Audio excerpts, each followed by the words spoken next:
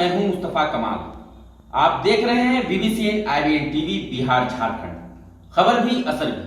मानपुर पटवाटोली बिहार में कपड़ा व्यवसाय के उत्पादन एवं IITN के लिए जाना जाता है, मगर इन दिनों गया पटवाटोली अपराध और रंगदारी के साथ साथ कई संगीन मामलों में चर्चा का विषय बना हुआ है।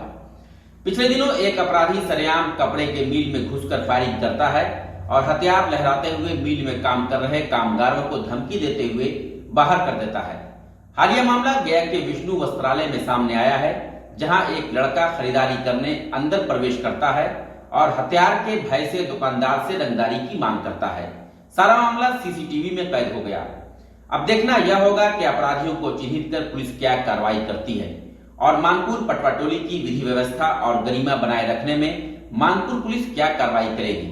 जी हां, हम आपको बता रहे हैं 27 दिसंबर को संध्या 4 बजे के आसपास विष्णु वस्त्रालय में दो युवक खरीदारी करने पहुंचते हैं। खरीदारी के सामान वह खरीद कर पैसे कम देने लगते हैं, जिस पर दुकानदार और युवकों में बकझक होती है।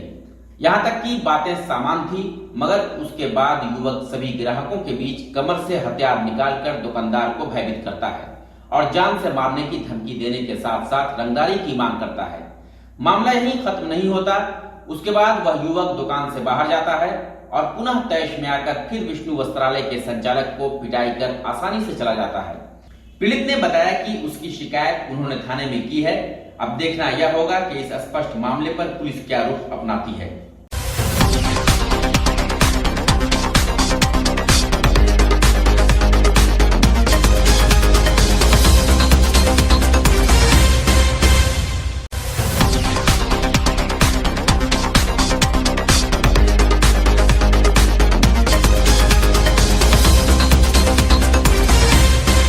दोपहर 3:30 बजे की बात है कि दो ग्राहक हमारे दुकान में आए और उसने हमसे जैकेट की मांग की। हमने कहा बैठो बाबू, 5 मिनट में दिखा रहे हैं। उसके 5 मिनट के बाद हमने ग्राहक को जैकेट दिखाना शुरू किया। उसने एक जैकेट पहना और पहन करके हमें दिया। कहा, बोला पैक कर दो। तो पैक करने के बाद हमने उससे 1050 रुपया मांग किया। तो उन्होंने बोला कि इसको 700 रुपये हम देंगे। हमने बोला कि बाबू 700 रुपये हमारे यहाँ एक ही रेट रहता है, अगर इच्छा है तो लो बाबू, नहीं तो फिर दूसरे दुकान कहीं देख लीजिए, मेरे यहाँ रेट एक ही है।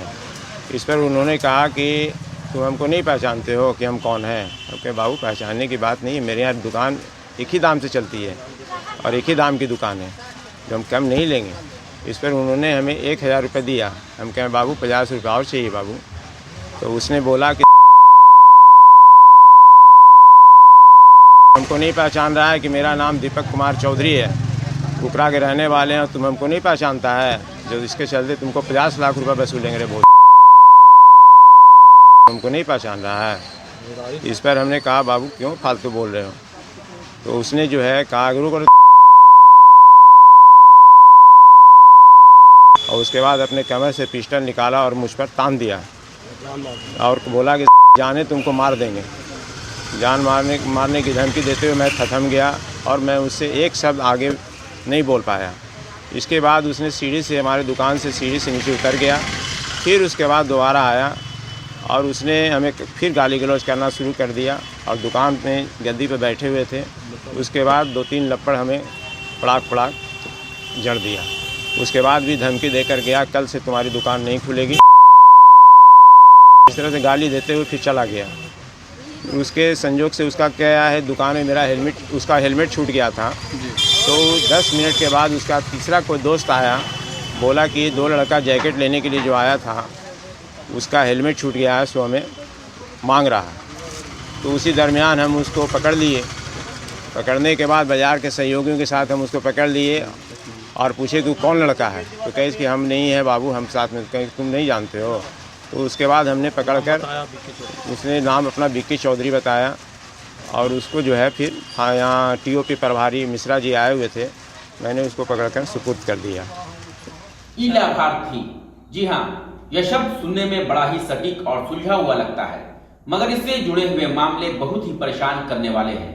जी हाँ, समाज के विरुद्ध असहाय लोग परेशान ना हो, इसलिए सरकार के द्वारा पेंशन योजनाओं को घर बैठे जानने के लिए ई लाभार्थी पोर्टल की शुरुआत की गई है।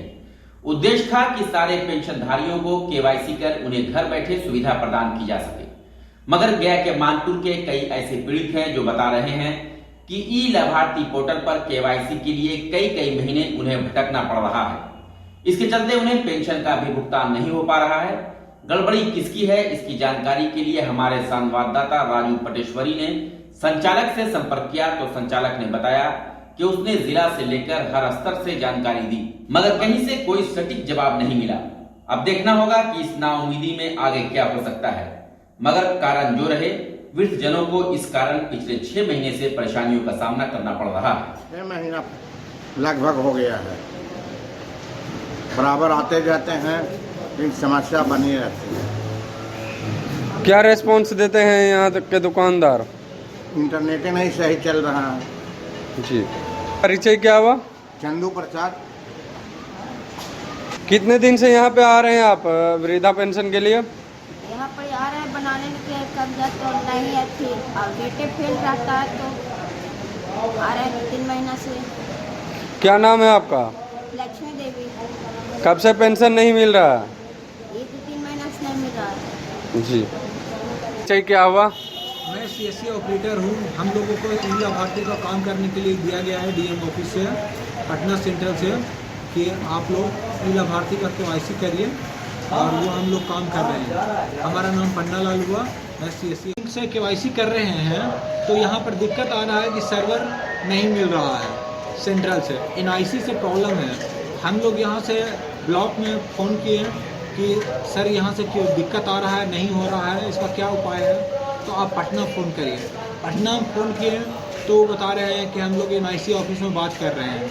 एनआईसी ऑफिस में बात किए, वो वहाँ से मैडम तो फिर बोल रहे हैं कि वहीं से प्रॉब्लम है, हमारे एंड से नहीं कुछ प्रॉब्लम है, सो आप हम कुछ नहीं कर सकते हैं। तो हम लोग 8 दिन से परेशान हैं, और यहाँ भीड़ पर भीड़ आ रही है और लोग परेशान हो रहे हैं। और बूढ़ा आदमी को कितना परेशान किया जाएगा, कितना बार बुलाया जाएगा, ये बहुत ही समस्या की बात है। इसको जल्दी से जल्दी ठीक किया जाए। पंचायत प्रतिनिधियों के शपथ ग्रहण प्रखंड से लेकर मुख्यालय तक जारी है। कई प्रक्रियाएं भी सभी स्तर पर निर्धारित किए गए हैं। गया के परैया प्रखंड के मंगरमा पंचायत के नवनिर्वाचित सरपंच सतीश कुमार यादव ने भी शपथ ग्रहण के उपरांत हमारे संवाददाता को बताया कि वो ग्रामीणों के हित के लिए सदैव तत्पर रहे, और यही कारण है कि जनता ने उनके ऊपर अपार विश्वास जताकर उन्हें सरपंच बनाया है। उन्होंने कहा कि सरपंच के कार्यभार में जो जनहित के लिए होगा उसे वह निष्पक्ष और निर्भीक होकर करेंगे। उनकी प्राथमिकता होगी कि वह अपने पंचायत में विकास के साथ साथ न्याय को भी सभी तक पहुंचाने का काम करेंगे, और सभी की सेवा के लिए सदा पूर्व की तरह तत्पर रहकर अपने सरपंच की जिम्मेदारियों का निर्वहन करेंगे।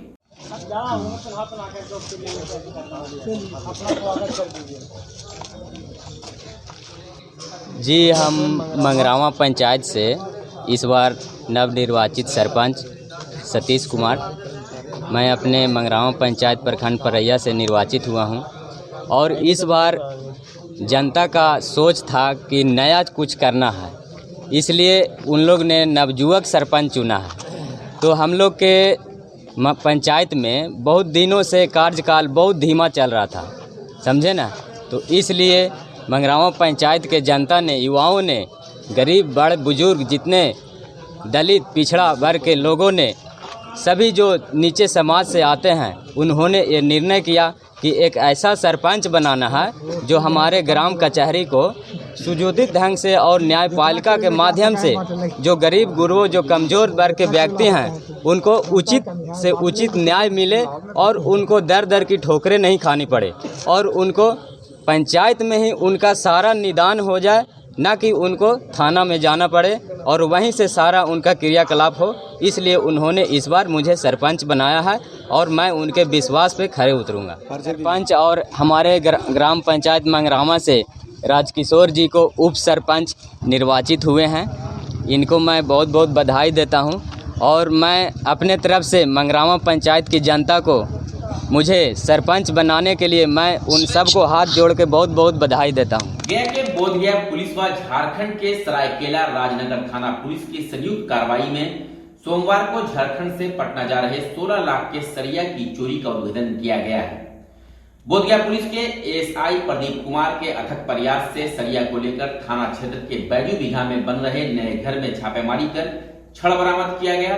वहीं प्रदीप कुमार की सूझबूझ के कारण चोरी के मामले में संलिप्त गाड़ी मालिक को भी पकड़ा गया।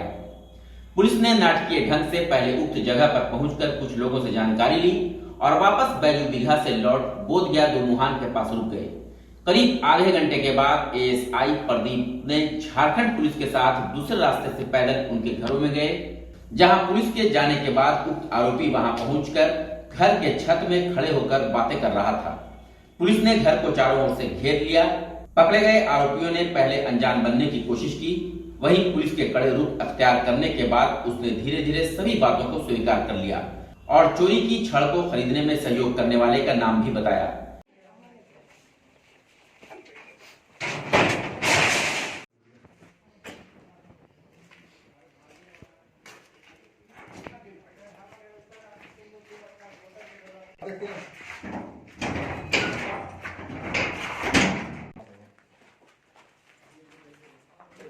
वो कहाँ है? इनको बैठाइएगा गाड़ी में। फाइल आप मेरा फेंक है ना, फाइल वो मेरा ही है। हाँ,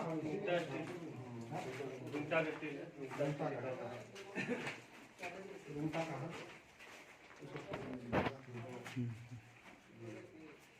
आपसे फोटो हम लेंगे। छड़ कहाँ से लाए हैं? राजेश कुमार दिया है। राजेश का मतलब चोरी का है ना? अब सर ये तो क्या पता है, हमको तो पता नहीं है सर। तो ये आप कहाँ से लाए, रखे कैसे आप अपने यहाँ? छड़ भेजा है सर ट्रैक्टर से। तो ट्रैक्टर से आपको जानकारी है ना? हाँ भेजा था, पैसा था उसके यहाँ बकाया वही दिया है। बकाया मतलब उन्हीं से लिए थे, ट्रक से आया था? हाँ नहीं ट्रैक्टर से भेजा है। ट्रैक्टर से भेजा था। कितना छड़ था? वही था 13-14 कुंटल। तो ये बाकी इतना बचा बाकी? यही जो है सर जो भी है सब नहीं। तो 13-14 कुंटल तो नहीं है। हाँ। जो पूछा ये राजेश कौन है? सर ये गाड़ी वाला है। ये कहाँ का रहने वाला है? डोभी का। इसका पिताजी का नाम? मंगर जादव। हाँ, मंगर जादव। डोभी में कहाँ रहता है? डोभी घर हुआ इसका। डोभी में कहाँ घर खास हुआ? डोभी राटनी रटनी में हुआ। तो किस दिन ये माल भेजा है आपको? हो गया 2-3-4 दिन हो गया। 4 दिन हो गया। 4 दिन हो गया। मैंने किसी से भेजा था? ट्रैक्टर से। कितना पैसा इसके लिए आप दिए हैं? हमको लेन देन था इसके यहाँ पैसा का। कितना बाकी था आपका? 50-60 हज़ार रुपया किस्ती के रूप में जमा लिया था। अच्छा, आप कैश कितना उनको दिए हैं? हम दिए 40,000-50,000 रुपया। और बाकी कितना में बात हुआ था? बात क्या हुआ हिसाब नहीं हुआ, भेजा था कि बोला है मेरे पास। तब बताया होगा ना कि इतना लाख का माल है आपके पास भेजा है? हमरा तो नहीं दिया, जो दिया है सामने है। पुलिस से सरायकला खरसावां डिस्ट्रिक्ट, जिला सरायकला खरसावां डिस्ट्रिक्ट, थाना राजनगर से मुझे एक केस का इन्वेस्टिगेशन मिला था, जिसका चोरी का पता चला था कि रूंटा से 29 टन का माल गायब हुआ है। इस संदर्भ में जांच पड़ताल किया तो उसमें अखिलेश कुमार यादव का नाम आया। जांच के क्रम में ये पता चला कि मतलब मालिक जो था रूंटा से माल खरीदा था 16 लाख का, ठीक है। 16 लाख का पैसा दे दिया था। ट्रांसपोर्टर जो आपका था ये विजय यादव के माध्यम से वो पटना पहुँचना था, तो माल पटना न पहुँच के कहीं डंप हो गया बिहार में। इस चीज़ का छानबीन करने के अनुसार हम लोग पता चला कि माल यहाँ पर है, तो इसमें हम लोग आए थे करने के लिए। ट्रांसपोर्टर का क्या नाम है? विजय यादव। और ये जो छड़ जहाँ निकला है उनके किनके यहाँ निकला है छड़? एक तो छड़ तो हम लोग अभी जाए थे तो अखिलेश कुमार यादव नाम है। पिता सुरेंद्र यादव। कितने मतलब एक लोग हैं या 2 लोग हैं? इसमें तो 3 पे FIR दर्ज किया गया है। 3। और हम लोग अभी इसको पूछताछ करेंगे और कभी से पे जो इन्वॉल्व होगा इसमें कार्रवाई किया जाएगा। ठीक। उनके नाम क्या? जो 3 लोग पकड़े गए उनको क्या क्या नाम है? एक ड्राइवर हो गया आपका राजू यादव, उनका फादर हो गया आपका सुरेंद्र यादव। पर्यटकों की सुरक्षा, उनसे मधुर व्यवहार और उनकी समस्याओं का निराकरण करने के लिए बोधगया में जल्द पर्यटक पुलिस की सेवा शुरू हो सकती है, जिसके लिए पर्यटक पुलिस की अलग चौकी बनेगी, जहां पर्यटकों की समस्या पर्यटन पुलिस द्वारा देखी जाएगी। यहां नियुक्त पुलिसकर्मी प्रशिक्षित होंगे और स्पेशल ड्रेस कोड में भी नजर आएंगे। पर्यटन के जानकार बोधगया में पर्यटकों की सुरक्षा को लेकर इसे बड़ी कवायद बता रहे हैं। पर्यटकों की सुविधा के लिए थाना स्टाफ को अंग्रेजी और फ्रेंच भाषा की ट्रेनिंग भी दी जाएगी। पर्यटन विभाग के अनुसार बोधगया में प्रतिवर्ष 5 लाख से अधिक देशी पर्यटक व करीब 2 लाख विदेशी पर्यटक आते हैं। टूरिस्ट गाइड एसोसिएशन के अध्यक्ष राकेश कुमार बताते हैं कि पर्यटक पुलिस को बोधगया के रजिस्टर्ड गाइड का सहयोग हमेशा मिलेगा। दोनों के संयुक्त प्रयास है कि बोधगया आने वाले पर्यटकों की सुरक्षा मुहैया कराने के साथ साथ बुद्ध से संबंधित सभी जगहों का उन्हें भ्रमण करवाया जा सके।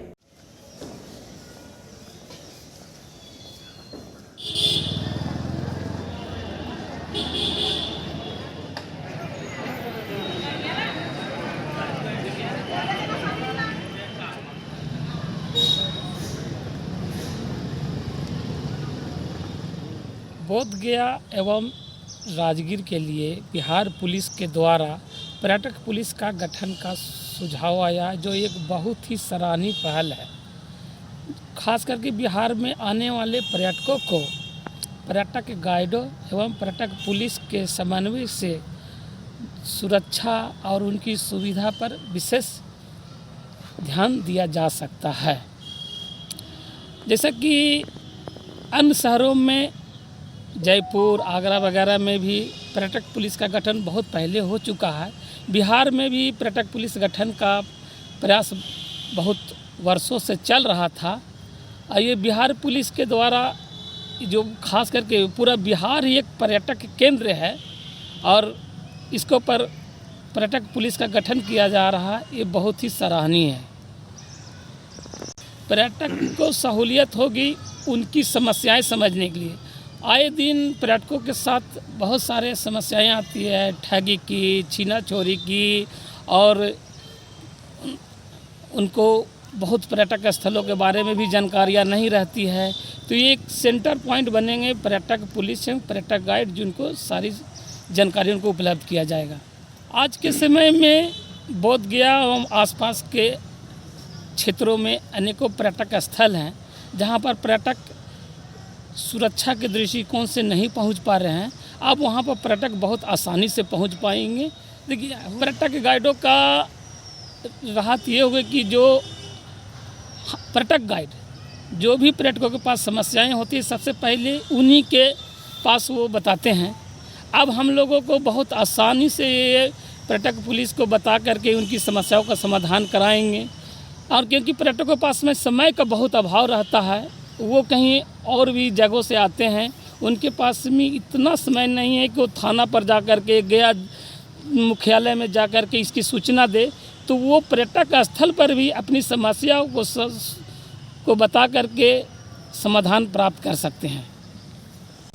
आज से 5 साल पहले गया जिला पुलिस अधीक्षक के द्वारा एक पर्यटक पुलिस सहायता केंद्र का गठन किया गया था, जिसमें पर्यटक गाइडों का भी जोर शोर से सहभागिता थी। और दोनों अभी सबसे नया पहल बिहार सरकार और बिहार पुलिस के द्वारा किया गया है पर्यटक पुलिस, और ये काफ़ी शानदार पहल है, बहुत ही स्वागत योग्य पहल है।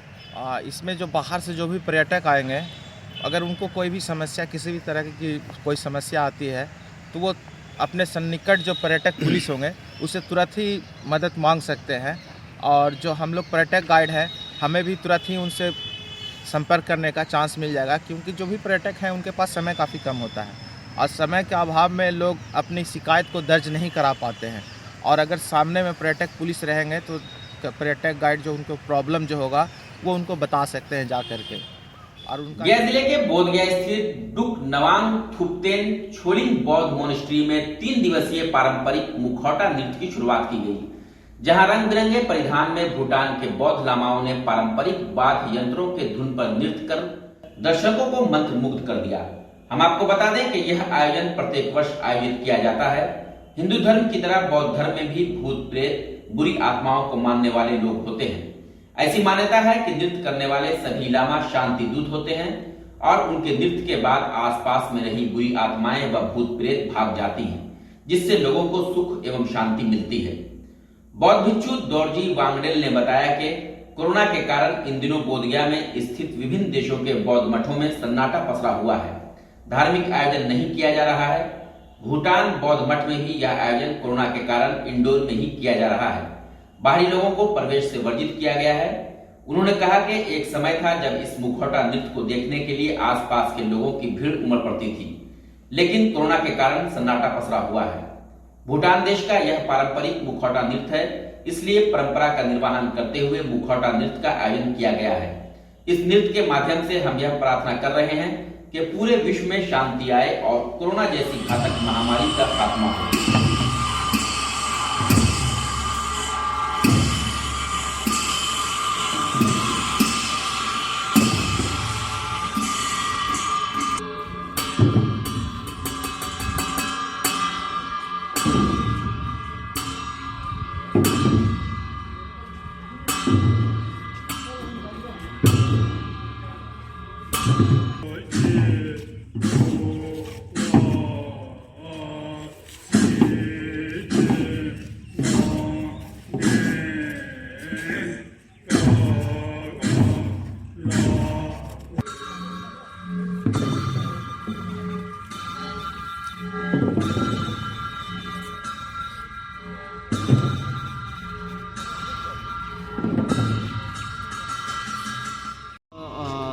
सालाना एक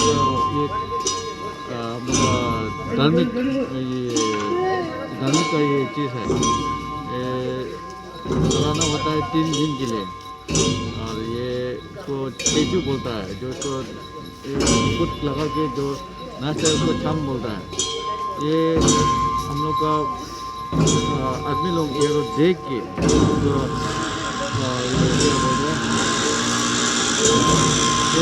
देखने से आप लोग का अंदर में बुद्ध भगवान को प्रार्थना करने का मन आएगा।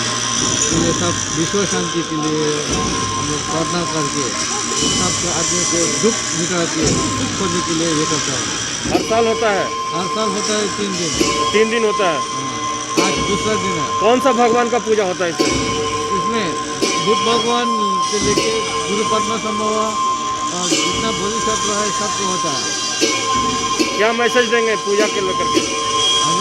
ये मैसेज क्या देना चाहेंगे पूजा को लेकर? मैसेज देना प्रार्थना करना है कि बुद्ध भगवान गुरु पद्मा संभव अवलोकनेश्वर सब हम लोग को विश्व में शांति लौटाए, हम लोग को दुख मिटाओ। ठीक है, क्या नाम है आपका? दोरजे वांगदेल। दोरजे वांगदेल।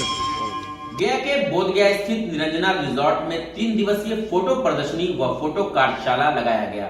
यह प्रदर्शनी व कार्यशाला बुद्धिज्म एवं ट्रैवल फोटोग्राफी पर आयोजित किया गया था। प्रदर्शनी का उद्घाटन भूटान मोनेस्ट्री के लामा दोरजी वांगेल के करकमलों से 27 दिसंबर को किया गया। वहीं प्रदर्शनी में 100 से अधिक फोटोग्राफ भी प्रदर्शित किए गए। अधिकांश फोटोग्राफ बौद्ध धर्म से आधारित हैं। कार्यशाला में देश के विभिन्न राज्यों के फोटोग्राफर्स शामिल हुए। वहीं थ्रिश कपूर एवं मुकेश श्रीवास्तव सभी फोटोग्राफर्स को प्रशिक्षित भी कर रहे थे। यह कार्यक्रम सेंटर फॉर विजुअल आर्ट्स के तत्वाधान में किया गया था।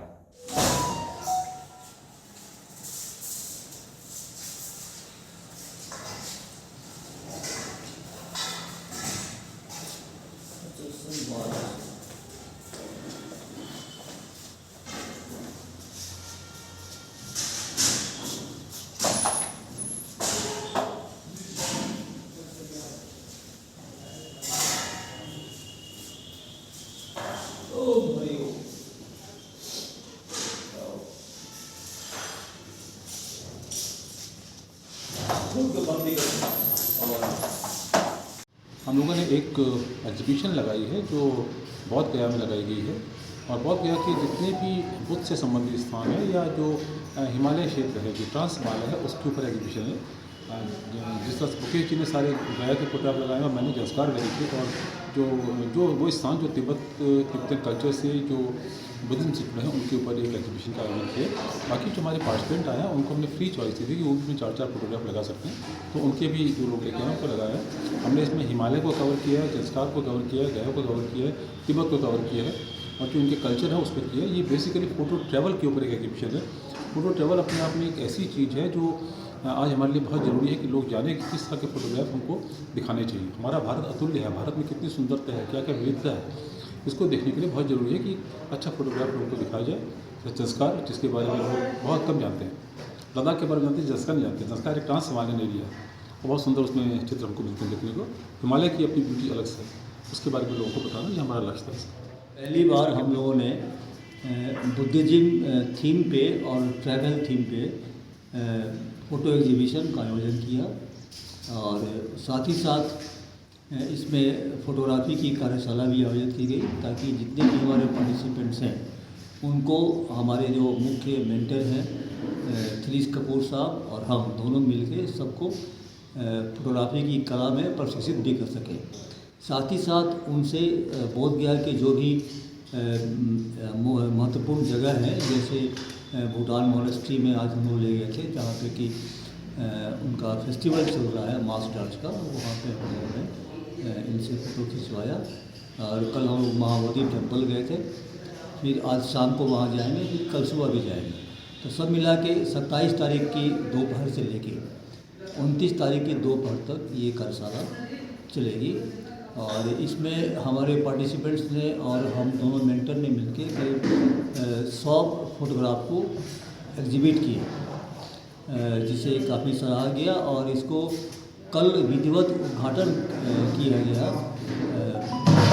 भूटान मॉनेस्ट्री के जो मॉम थे वांगले जी, उन्होंने उद्घाटन किया। संयोत्तम राम दरबार के विशेष कृपा पात्र सह भारतीय जीवन निगम गया शाखा के विकास अधिकारी उत्तम कुमार सिंह ने शरद ऋतु सम्मान समारोह की कड़ी को विभिन्न चरणों में संपन्न करते हुए LIC गया में शरद ऋतु सम्मान स्वरूप कंबल एवं शाल भेंट कर सम्मान किया एवं आशीर्वाद लिया। मौके पर उत्तम सिंह ने बताया कि शरद ऋतु सम्मान के कार्यक्रम को कंबल एवं शाल का वितरण का सिलसिला निरंतर चलता रहेगा। इस समारोह में गया शाखा प्रबंधक एडमिन एवं कर्मचारीगण उपस्थित हुए। आज के इस कार्यक्रम की रूपरेखा ये है कि मैं LIC परिवार से 99 से जुड़ा हुआ हूँ और इस जुड़ाव के कारण जो भी हमें समृद्धि मिली है, समृद्धि के साथ साथ संस्कार मुझे मिला है, उसी संस्कार के तहत मैं सामाजिक कार्य भी करते रहता हूँ, निरंतर करते रहता हूँ। और ये शायद हो सकता है कि पैतृक और पारिवारिक ज्योति के कारण ही ऐसा संभव हो सका होगा। और बचपन से मैं हनुमान चालीसा सब पढ़ते रहता था। में मेरे प्रवीण भैया हैं, राजेश बाबू हैं, हमारे शाखा के गार्जियन स्वरूप, हमारे मुख्य प्रबंधक या कहें कि सीनियर ब्रांच और हमारे AVM सेल्स सर है।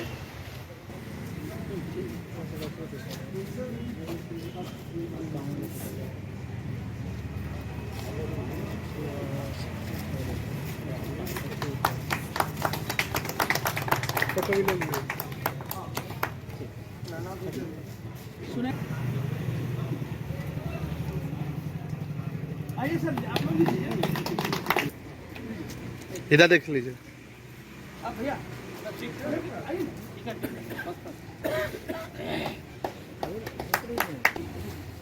मैं LIC परिवार में वर्ष 1999 में एज ए डेवलपमेंट अफसर गया शाखा में जुड़ा और मेरे अंतर्गत में कार्यालयीन सेवा भाव के अलावा मेरे अंदर में बराबर ये ज्योति जलती रही कि समाज के लिए कुछ काम करना चाहिए।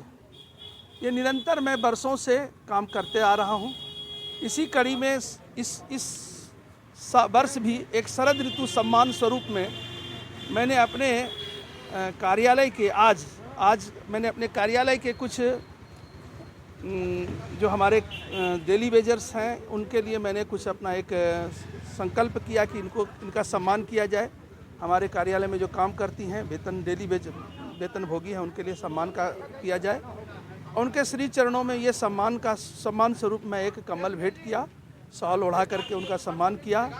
ये निरंतर मेरा चलता रहा है और मैंने अपने निवास स्थान पर भी कुछ लोगों का काम किया है और इसके पूर्व मैं 25 तारीख को मुंगेर में भी बहुत अच्छा कार्यक्रम किया हूं, जिसमें करीब 400 से ज़्यादा लोगों को मैंने कंबल वितरण किया।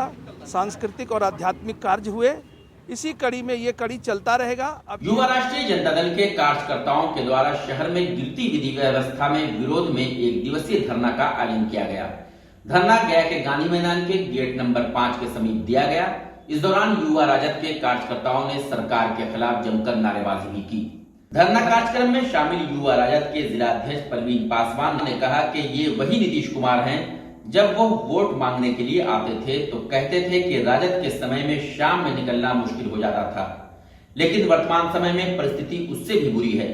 शाम तो दूर, अब सुबह में भी निकलना मुश्किल है। बंद करो, बंद करो। की धरती के लहू लोहान करवाना बंद करो, बंद करो, बंद करो। नीतीश कुमार होश में आओ, होश में आओ, होश में आओ। गया की धरती को लहू लोहान करवाना बंद करो, बंद करो, बंद करो। गया की माँ बेटियों की पूरा सुबह की माँ बेटियों को मांग उजाड़ना बंद करवाओ, बंद करो, बंद करो। गया की संतानों को पिता का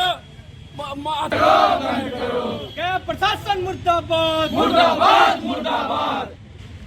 नीतीश कुमार होश में आओ, होश में आओ, होश में आओ। नीतीश कुमार होश में आओ। आप लोग गया के हैं तो गया के बारे में आप लोग को जानकारी है कि आजकल दिन दहाड़े यही नीतीश कुमार कहा करते थे, जब वोट मांगने आया करते थे तो कहते थे कि 15 साल पहले के राज को याद करो, जो शाम के 5 बजे से लोग घूमना और घर में ढुक जाया करते थे। लेकिन आज नीतीश कुमार के शासन में हम आप लोग भी जान रहे हैं कि नीतीश कुमार के शासन में सुबह से निकलना ही ये हो गया है, सबसे बड़ा गुनाह हो गया। मॉर्निंग वॉक, सुबह वॉकिंग करने जाइए तो दिन दहाड़े मर्डर कर दिया जा रहा है। गया में खास करके कोर्ट परिसर में दिन दहाड़े, कोर्ट परिसर के सामने दिन दहाड़े बाबू धोबी को मर्डर कर दिया। ऐसे अनेकों कई कांड है। मानपुर में हुआ, खाते गोदाम के खास करके व्यवसायियों वर्ग के लिए आज बिजनेस करना मुश्किल हो गया है। आज हम लोग आक्रोश मार्च निकाल रहे हैं युवा राजद के तरफ से, लेकिन गया की प्रशासन चूंकि आज चुनाव प्रक्रिया है तो उसके लिए हम लोग को यहाँ पर परमिशन नहीं दिया गया। गया जिले के बाराचट्टी थाना क्षेत्र अंतर्गत काहूदाग पानागाह के निकट गोखला नदी के तट पर अवैध रूप से जब्त किए गए देशी एवं विदेशी शराब के अलावा महुआ फूल को विनिष्टीकरण किया गया। बताया जाता है कि तकरीबन 10,000 लीटर शराब का विनिष्टीकरण किया गया। इस मौके पर मौजूद मद्य निषेध निरीक्षक अरविंद प्रसाद, सहायक अवर निरीक्षक धनंजय कुमार सिंह समेत 27 थाना की पुलिस मौके पर मौजूद थी। गौरतलब हो कि जब्त किए गए शराब पर जेसीबी मशीन गोखला नदी के तट पर चलाया गया। यह जानकारी जिला निरीक्षक अरविंद प्रसाद ने दी। वहीं मजिस्ट्रेट बाराचट्टी अंचलाधिकारी छोटू पासवान ने पत्रकारों को बताया कि अवैध रूप से जब्त किए गए 27 थाना एवं मद्य निषेध अधिकारियों के द्वारा शराब बाराचट्टी क्षेत्र के काहूदाग में नष्ट किया गया। मंगल की शाम अचानक हुई बारिश से मौसम का मिजाज बदला बदला सा नजर आया। जी हाँ, मौसम में आई अचानक तब्दीली से जहां तापमान में गिरावट आई, वहीं देर रात तक गरज के साथ वर्षा होने से ठंड में भी इजाफा हुआ है, जिससे सड़कों पर सन्नाटा पसरा रहा।